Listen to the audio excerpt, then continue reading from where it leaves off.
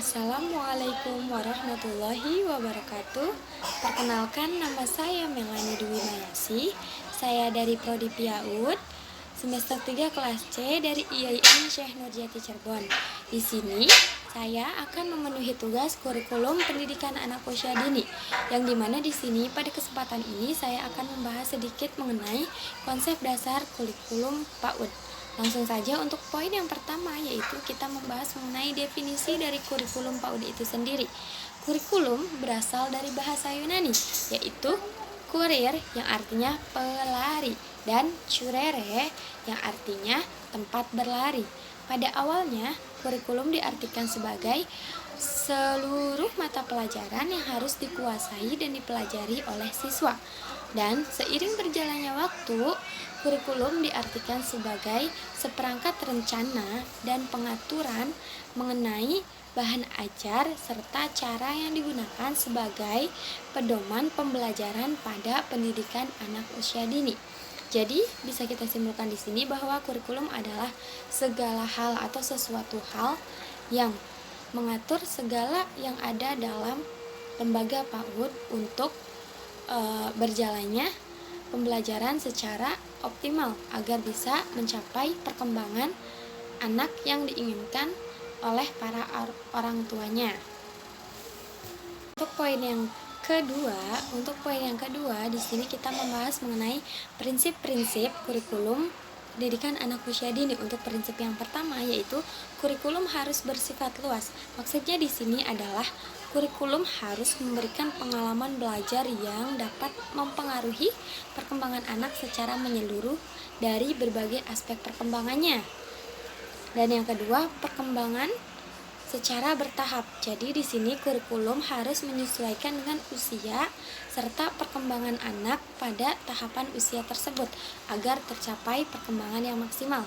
Untuk prinsip yang ketiga, yaitu melibatkan anak didik, orang tua, dan juga masyarakat. Seperti yang telah kita ketahui bahwa anak didik di sini merupakan pelajar yang setiap harinya berangkat ke sekolah untuk belajar. Yang kedua, orang tua. Orang tua merupakan pendidik yang pertama, yang utama bagi anak-anaknya. Jadi di sini peran orang tua sangat penting bagi perkembangan anak ke depannya. Dan yang ketiga yaitu masyarakat. Di sini masyarakat berperan sebagai pemberi rasa aman di lingkungan sekitar anak. Jika lingkungan anak mendukung untuk kondusif dalam belajar, maka anak-anak pun akan mencapai perkembangan yang mereka inginkan. Dan untuk prinsip yang keempat,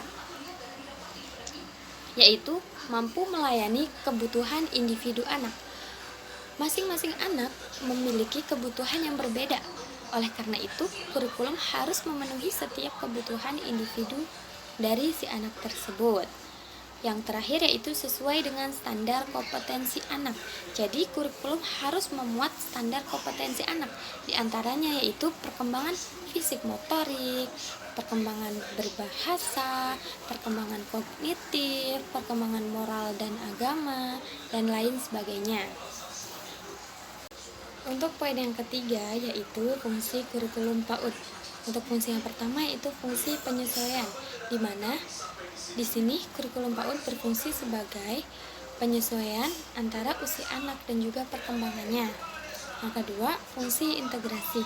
Artinya, kurikulum harus bisa menghubungkan seluruh komponen yang ada di dalamnya, maksudnya yang ada di lembaga PAUD itu sendiri, baik dari segi tenaga pendidiknya, anak didiknya, materi pembelajarannya, medianya, dan segala sesuatunya yang ada di sana. Dan yang ketiga, fungsi diferensiasi. Artinya, kurikulum harus bisa memfasilitasi setiap perbedaan yang terdapat pada anak-anak. Di sini anak-anak memiliki perkembangan yang berbeda-beda antara yang satu dan yang lainnya. Jadi, kurikulum harus bisa memfasilitasi segala perbedaan yang terdapat pada anak. Dan yang keempat ada fungsi persiapan. Artinya, kurikulum harus bisa menyiapkan kegiatan belajar mengajar dengan sebaik mungkin, seoptimal mungkin agar apa yang akan disampaikan nantinya itu tercapai pada anak-anak. Dan yang kelima ada fungsi diagnostik.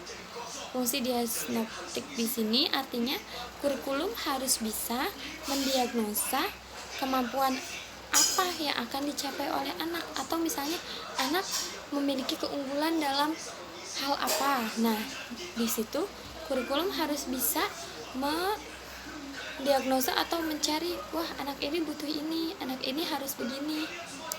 Seperti itu ya. Dan untuk poin yang keempat yaitu landasan kurikulum pendidikan anak usia dini. Untuk landasan yang pertama yaitu landasan psikologis, di mana di sini landasan psikologis membahas tentang psikologi atau keadaan diri seorang anak. Dan di dalam landasan psikologis, seorang peneliti mengatakan bahwa setidaknya ada 2 landasan yang ada dalam landasan psikologis ini, yaitu yang pertama psikologi perkembangan dan yang kedua psikologi belajar. Dan landasan yang kedua yaitu landasan sosial budaya.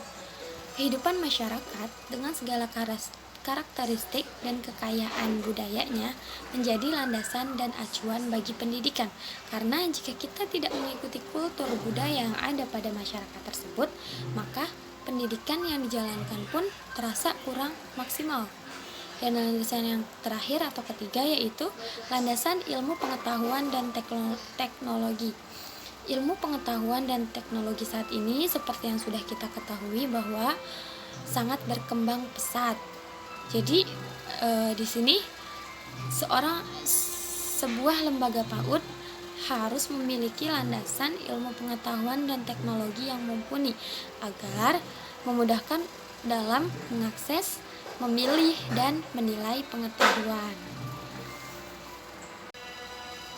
Dan untuk poin yang terakhir atau poin yang kelima yaitu peranan kurikulum PAUD. Untuk peranan yang pertama yaitu peranan konservatif. Artinya kurikulum berperan untuk menjaga kebudayaan yang ada.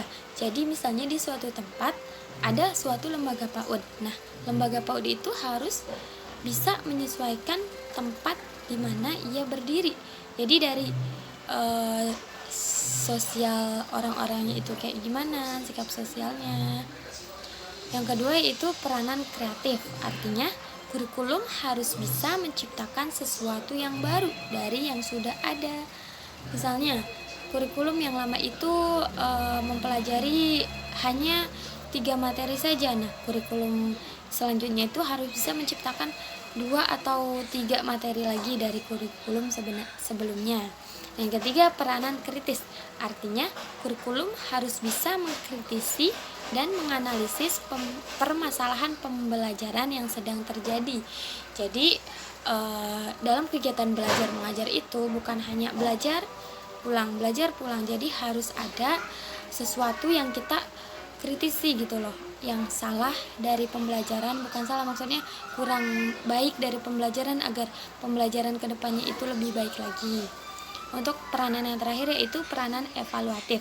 Artinya kurikulum harus bisa mengevaluasi setiap kekurangan yang terjadi pada saat proses pelaksanaan atau proses terjadinya kegiatan belajar mengajar.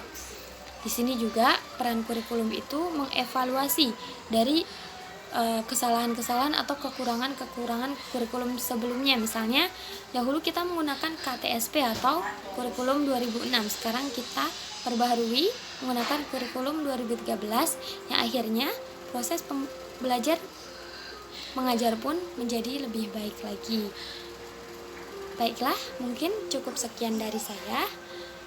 Kurang-kurangnya mohon dimaafkan karena saya pun masih dalam tahap belajar. Wabillahi taufiq wal hidayah.